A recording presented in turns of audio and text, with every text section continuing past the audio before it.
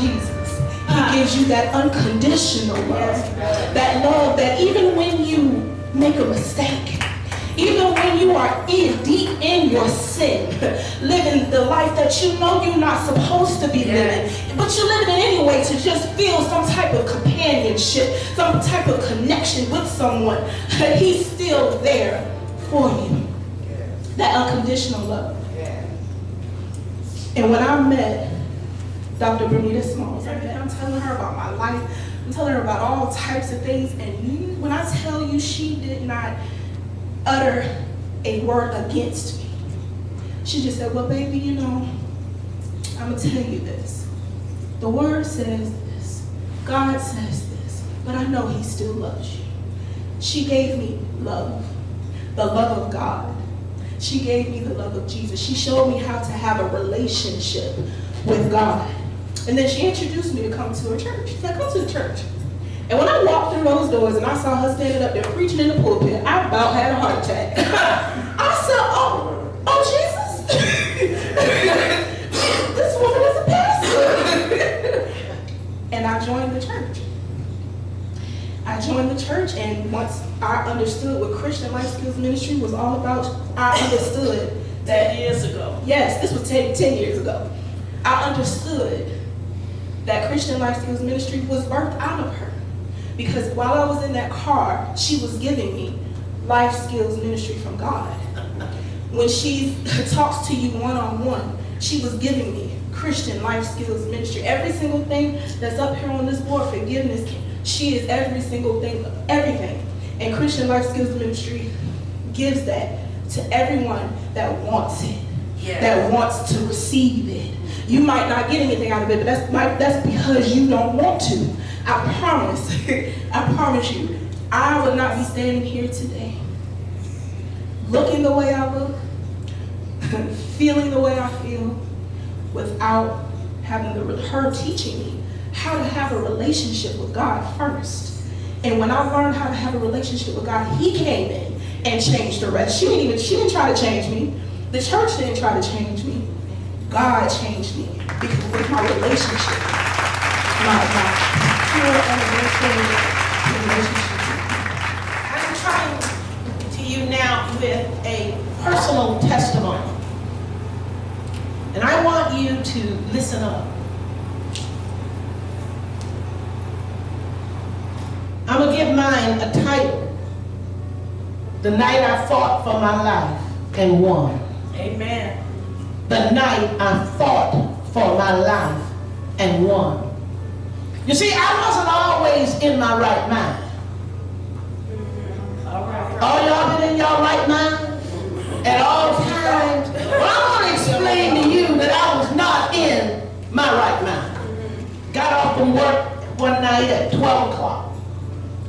I was a cashier at the largest beverage center in Savannah, Georgia. Beverage meant beer, wine, and liquor. And I was the black token cashier. So when I got out from school, I went to my job. And I was the only one working at the time in my house, which is most times. So when I got off at 12 at night, we had one car that I paid the note on. So that particular day was on a Saturday, and that's when we got paid. He came by and picked up my check so he could go and cash it. But when I got off from work, he wasn't there to pick me up at 12 at night. Done got my paycheck and my card that I'm paying the note on, and I'm standing outside the liquor shop waiting on my ride, and I was the only black person working there. And this particular night, this woman came to pick up her husband. And she was dressed, and he went in the restroom and put on a tuxedo. But they decided not to leave me standing outside the patty shop at 12 at night. So with embarrassment and hurt, they took me home. And when I got it home, hell jumped up in me. And I said, oh, no. Y'all ever been crazy? Amen. Y'all ever did crazy things when you was going through crazy? Well, like 1 o'clock in the morning. And I said, oh no, I know. He's over there at that club. And he got the car, got my money. Oh no, I ain't going for that. I'm going to go and get the car and teach him. But I was on foot. And I got ready. I put my coat on. I was puffed up, crazy as I could be. And when I got to going out my back door, when I got to the kitchen, you need to get you a knife. And I opened up the kitchen drawer, and I got a butcher knife. Now remember, I'm not a knife carrier. I didn't carry a knife, I didn't carry a razor, I didn't carry I didn't carry nothing. But this particular night, I picked up the knife. And I had maybe about 7 blocks. Told you I was crazy then. And I went to walking. And I was just... And when I got a certain distance, 2 women passed me. And I remember we spoke. They were going one direction, I was going another. And I said, hey. And they said, hi. And we kept moving. Would y'all believe all of a sudden, a man grabbed me around my neck and drug me. A man was dragging me. The girl, I was hollering. And all of a sudden, say, use what's in your hand. Come on. And I took that knife, and I went, why? Oh, why? Oh, why? And when the man fell, and the 2 women that had walked around, had passed, ran back round the corner. And they said, come on, run! And I was like, the man was struggling, bloody as he could be. Jesus. Blood was all over one side of me.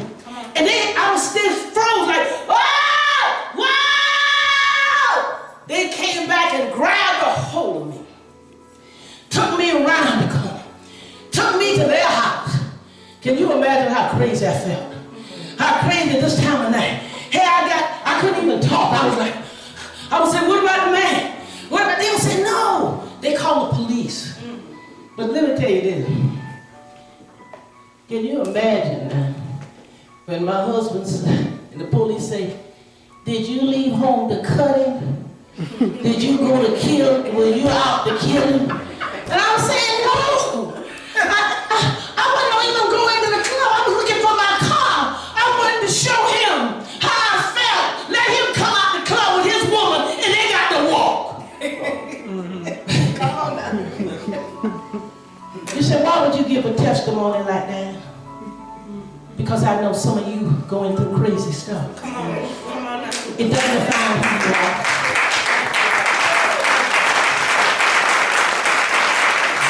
You're doing crazy stuff. That was over 40 some years ago. But guess what? When I passed by that door, I want y'all to figure it out. Wonder who told me to get the knife. I heard something one day. I heard a statement, and it says, I'm bound, but I'm not broken. Right. You know, sometimes you've been in jail, you know. Sometimes you don't know what prison is. See, prison is not necessarily the 4 walls with a guard to the door. Your prison can be your bedroom. Your prison can be the address and way in which you live. There's a bondage in there. And when you walk into that prison, it takes everything out of you. And when you come out of your house, you're just like a convict that's just been released into the world. In other words, you gotta be free. A man that is free in his heart, a man that is free in his spirit is free indeed. It's not necessarily that you got the police guards and you in a jail cell to be in prison. Many are in prison today, driving Lexus, driving Mercedes Benz, in prison today. Many of them are out today and think they're making a job, making $60,000 and $70,000, but they're in prison today. They're in a prison of their mind. But I got a woman that is free today. Yes. And she's coming before you. Her name is Edith Page. But I believe there's a new name for her.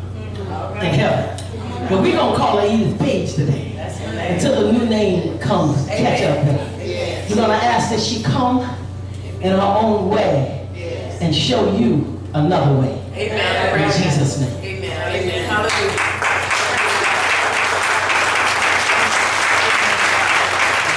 But I said this one thing, God let me see that my pain is what's going to take me to my pulpit. And I don't mean a wooden pulpit, I mean my pulpit is wherever God has me to be. Wherever He takes me. That burden that was burdening me down is to become a blessing. You can't have a test without a testimony. Your mess becomes your message. Your weakness becomes your wisdom and your weapon. God is just showing me some stuff. He said, you're going to use this for my glory. And I said, all right, God, you got me. Hallelujah. I thank God for it. I want you to be faithful in the little things. That way you will prove your faithfulness, and it will be easier for you to remain faithful as more is given to you. Yes. And more responsibility will be given to you, because I need someone like you to hear my voice, to recognize it and obey it without question. You are doing a big thing in your faithfulness. Just continue your faithfulness, for he that is faithful in that which is least is faithful also in much. Yes. Luke 16:10.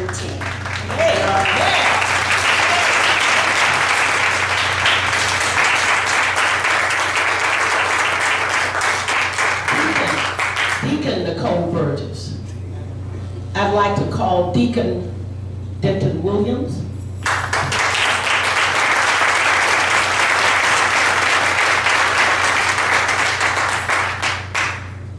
Evangelist Latoya Williams.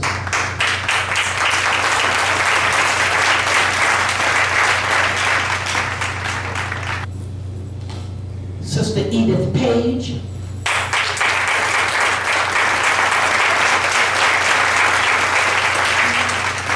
Joan.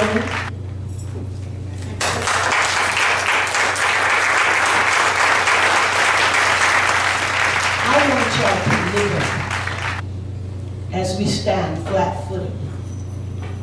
And all we're saying to you is this: we've been there. Come on. Amen. We've been through some stuff. Amen. And that's why we can bow and present ourselves to you as healthy today, born again, revived. We've been, not only have we been knocked down, sometimes we've been knocked down. But you see, when you fall, this is what the Bible told me. Surely goodness and mercy is following you. Yes. Sometimes he lays us down in green pastures. There's a reason. It is to restore our soul. I say here today, we stand as people that has been through mental illness. We've battled cancer. Yes. We've had heart attacks. Amen. We broke loose from jail. Yes.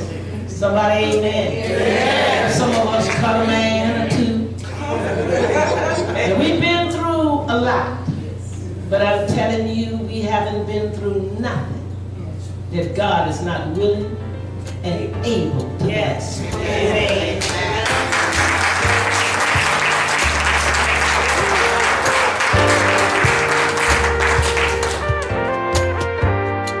Thanks for letting me serve you. I want you to know that when you subscribe, you promote this channel that sends hope, love, faith throughout the world to people that are hurting, that are dying for the lack of knowledge. I bless God for you.